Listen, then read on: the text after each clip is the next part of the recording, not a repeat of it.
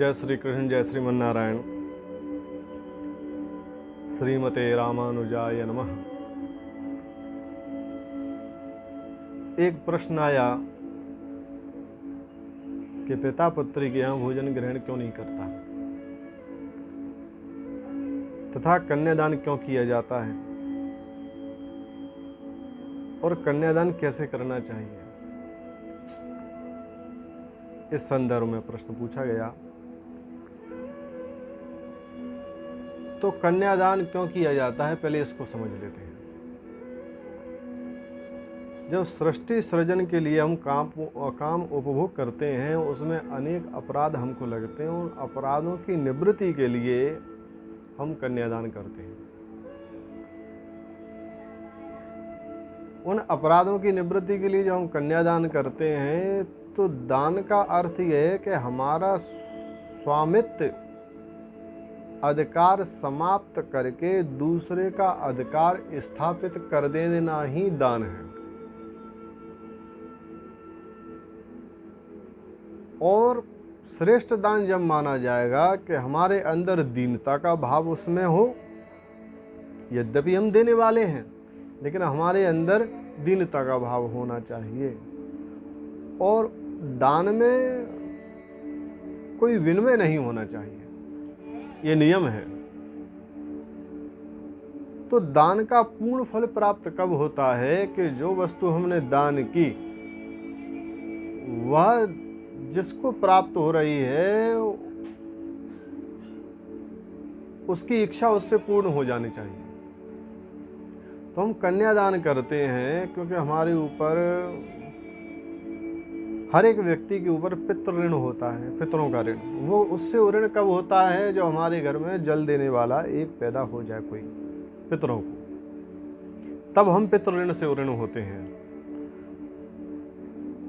और हमने अनेक प्रकार से सृष्टि काम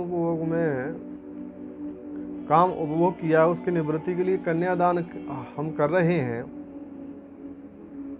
तो उस वर को जब संकल्प करते हैं तो उस समय उस वर के लिए बोला जाता है कि मैंने इतने सारे काम वो किए हैं, उसकी कष्ट की निवृत्ति के लिए मैं कन्यादान कर रहा हूँ।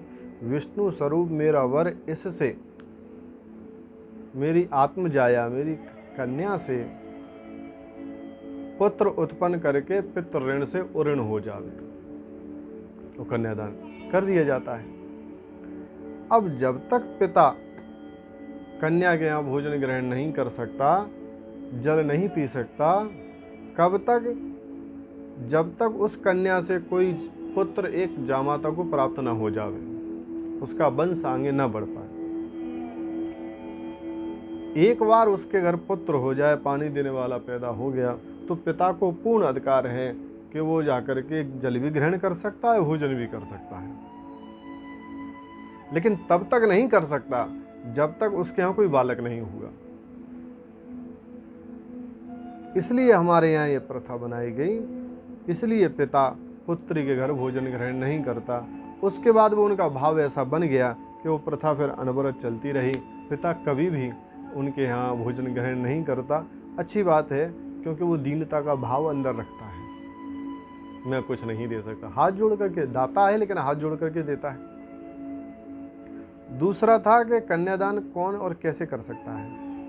हमारे यहाँ एक प्रथा अच्छी नहीं चल रही है, जैसे कि कोई भी व्यक्ति किसी की पुत्री का कन्यादान कर देता है। ये प्रथा ठीक नहीं, क्योंकि संकल्प में बोला जाता है आत्मजाया, यानी मेरे द्वारा उत्पन्न की हुई पुत्री का मैं कन्यादान कर रहा हूँ। और वास्तविकता में वो भाई की पुत्री है या किसी और की पुत्री है। आजकल होड़ चल रही है। होना ये चाहिए कि सबसे पहले अपनी अपनी पुत्रियों का कन्यादान करें। आपके पुत्री है तो कोई आवश्यकता नहीं है किसी दूसरे की पुत्री को कन्यादान करने की। अरे कोई दूसरा कन्यादान करे, वो स्वयं धन कन्यादान करे। आजकल लोग कन्यादान करते हैं, फिर उससे कहते हैं हम धन उस हिसाब से खर्च करेंगे, कन्यादान हम करेंगे। तुमने पिता को कन्यादान से वंचित कर दिया है, ये कन्यादान का फल तुम्हें नहीं मिलेगा, तुमने अपराध किया है और अपराध का दंड तुम्हें अवश्य मिलेगा। दूसरा, अगर हमारे पास पुत्री नहीं है फिर भी हमें कन्यादान करना है तो उसका नियम है, विवाह से पूर्व, लग्न पत्रिका से पूर्व हमें दत्तक विधि से उस कन्या को गोद ले लेना चाहिए, वैदिक विधान से, वैदिक रीति से। उसके बाद तुम्हारा गोत्र उस पर लगना काम करेगा। फिर तुम अपना गोत्र बोलोगे, कन्या का नाम बोलोगे, तो वो कन्यादान तुम्हें सार्थक हो जाएगा और तुम्हें कन्यादान लगेगा, उसका फल तुम्हें प्राप्त होगा।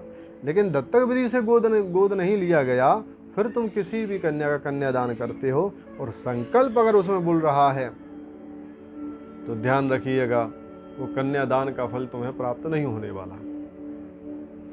इसलिए शास्त्र के विधान को मानो, बुद्धिमानी लगाओ, बुद्धिमानी करो, मनमानी ना करो। दूसरा, एक और यहाँ प्रश्न उठ जाएगा कि जिनके पास कन्या नहीं है या संतान उत्पत्ति नहीं हो पा रही, पुत्र नहीं है, तो क्या वो इस पितृ ऋण से ऋण नहीं होंगे? बिल्कुल हो सकते हैं। उन्हें चाहिए कि सांसारिक पुत्र अगर भगवान ने नहीं दिया है तो कोई बात नहीं, भगवान चाहते हैं मुझे अपना पुत्र मानो, भगवान से संबंध जोड़ लो। और आप अगर भगवत प्रेमी हो जाते हैं, भगवत भक्त हो जाते हैं, तो आप सांसारिक प्रत्येक ऋण से ऋण हो जाते हैं, आप निष्पाप हो जाते हैं।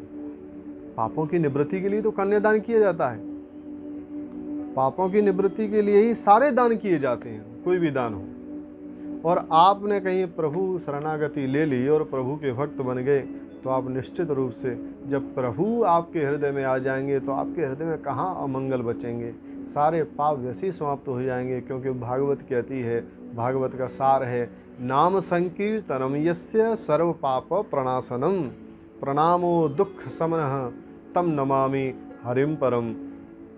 कि पापों की निवृत्ति चाहते हो तो नाम संकीर्तन का आश्रय लो, भगवत प्रेमी बन जाएं और भगवान का भजन करें, आप प्रत्येक ऋण से ऋण हो जाएंगे। तो जिनके पास पुत्र नहीं है वो मायूस ना हो, बस भगवान के भक्त बन जाएं और भगवान का स्मरण करें, गुणगान करें और खूब भजन करें, आप निष्पाप हो जाएंगे। आशा करता हूँ कि आपको आपके प्रश्न का उत्तर मिल गया होगा कि कन्यादान क्यों किया जाता है, कैसे किया जाता है, किसको करना चाहिए। इसी आशा के साथ घर पर रहिए, सुरक्षित रहिए। जय श्री कृष्ण, जय श्रीमन नारायण, हरे कृष्णा।